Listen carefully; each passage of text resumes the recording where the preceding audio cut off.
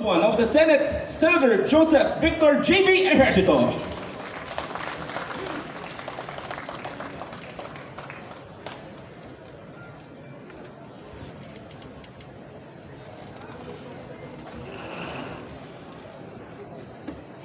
A pleasant good morning everybody. Magandang umaga po sa inyo lahat.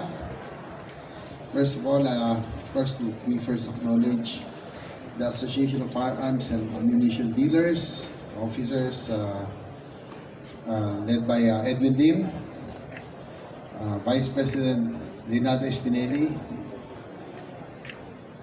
Edwin Ano Jr., of course, the Controller and Chair Alaric Topacio. These are familiar faces. Familiar names. AFAD officers, of course, Maria Cristina Tuason. Morning to the Tuason family. Very close, of course, very close to the family as well. Mary Grace Parilla, Ivy Sapsap, Patrick Junicio, Dino Reyes, and to all the other officers of AFAD. Of course, the Philippine National Police, led by Police Major General Leo Francisco, Director of the Civil Security Group, and as well as the other PNP officials present, to all the gun enthusiasts and the firearms dealers, a pleasant good morning. First of all, I'm very happy to be with you this morning. Magandang umaga po sa lahat. Pasensya na po, ako medyo we ended our budget hearings at 4 a.m. this morning. But of course, I have a good thing. I have to be here. My very good friend Jetro is not yet here. So Jetro Junicio called me. Oh, Jet, our legend and legendary shooter. Jet, thank you for reminding me about this. Of course, this is probably the biggest firearm show this year, the last for the year, kasi mahaba ang gun ban. So, susunodin natin. It's very excited to go around. And it's nice to know that lumaki na rin po ang ating pong industry. Anyway, good news na po na we just passed the budget just last night, just this morning, as I mentioned, 4 a.m. na po. And hopefully we can have a better programs for next year. First of all, also I'd like to report to you that hopefully we can further improve our gun industry in the country. Hopefully, pagdating na panahon, mabalik natin, no? We can yung manufacture.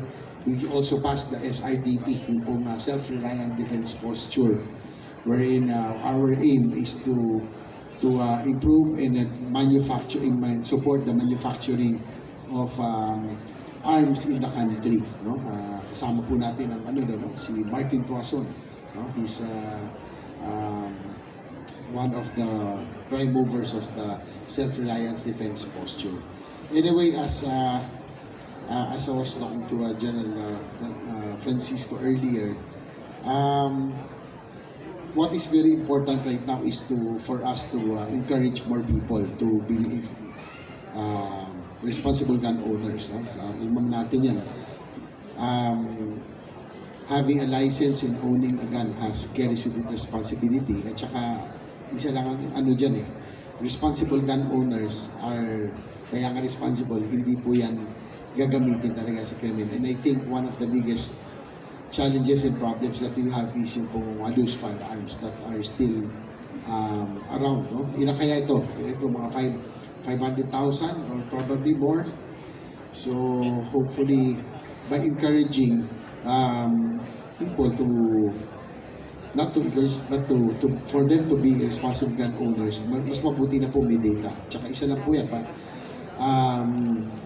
a licensed firearm holder or responsible gun owner will never use their firearms for crime or anything crazy. Mas mas magdadalawang isip ka. You will be more tempered. So I would like to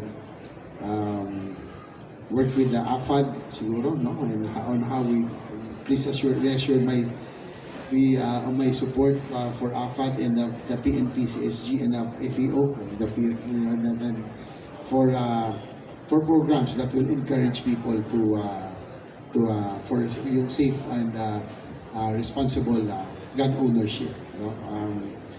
Probably one thing that we can amend or rectify yung yung gun ban kasi is too long, I think, no? Yung 6 months. It will start January, tama ba? January, it will last until June. So within those periods, every time there's an election or gun ban, yung mga gun owners, yung mga responsible gun owners, wala silang dala, even shooters, no? Pero ang mga kriminal, sila lang ang may baril. Di ba? Tama. So probably on that aspect, we can have a dialogue with, of course, the COMELEC or the proper agencies if we can shorten, no? That will kasi I think it is more dangerous that those who are unlicensed, yung mga unlicensed firearm that are around, no, during that period. Mas mabuti na po yung license, sabi ko nga sa inyo, yung mga may lisensya at may mga permits, no, are more responsible. And tsaka may data tayo. So, on that aspect, probably be rest assured of our support.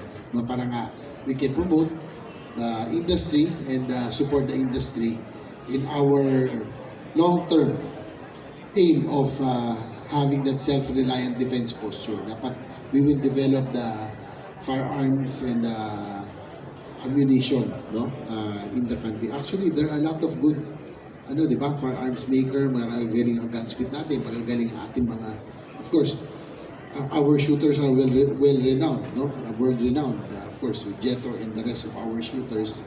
So, siguro hindi lang tayo nabibigyan ng chance, no? Probably we can also rectify yung pong nasa Procurement Act that restricts the procurement of firearms made locally kasi kung meron sila requirement na parang it doesn't give the chance for the industry to grow.